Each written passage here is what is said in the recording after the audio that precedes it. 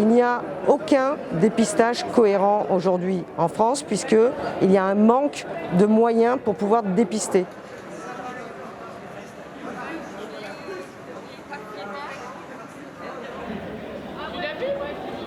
Les conditions de vie étaient extrêmement difficiles puisqu'ils étaient confinés dans un lieu où il n'y avait ni eau, ni douche, sanitaire, distribution alimentaire. Et c'était particulièrement fermé depuis une semaine par la police pour éviter qu'ils sortent.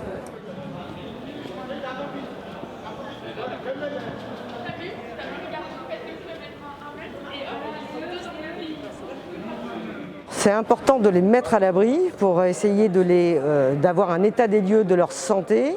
Ce qui est néanmoins pas très apprécié, c'est de les mettre dans un gymnase avec un confinement où il est extrêmement difficile, si l'on parle de coronavirus, de donner les instructions pour que les règles de sécurité, d'hygiène soient respectées. L'idéal, ce serait d'avoir des bâtiments, des hôtels avec des chambres individuelles, voire 2 lits éventuellement, comme ça la sensibilisation auprès de ce public est beaucoup plus facile. Mais il est vrai qu'aujourd'hui, les gymnases, c'est pratiquement la dernière solution avant le camp. Donc c'est absolument pas idéal.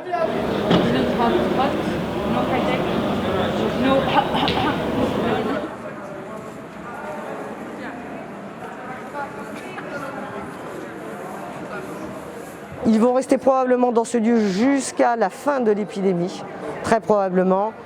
Et après, tout le dispositif classique, c'est-à-dire difficulté d'accéder à une demande d'asile va reprendre parce qu'actuellement, les tribunaux sont fermés, tout ce qui est procédure d'asile est en suspens, tout le dispositif juridique s'arrête.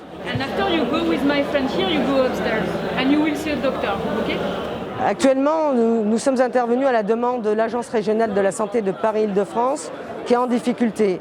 C'est cette agence, l'ARS, qui est supposée fournir tous les kits de dépistage. Il n'y a aucun dépistage cohérent aujourd'hui en France puisqu'il y a un manque de moyens pour pouvoir dépister.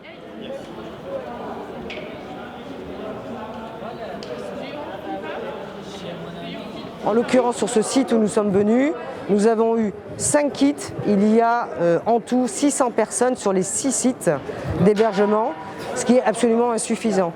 On manque de masques, on manque de tous les équipements basiques. Tous les acteurs de santé aujourd'hui sont en difficulté par manque de moyens, d'équipements fournis normalement par les ministères de la Santé.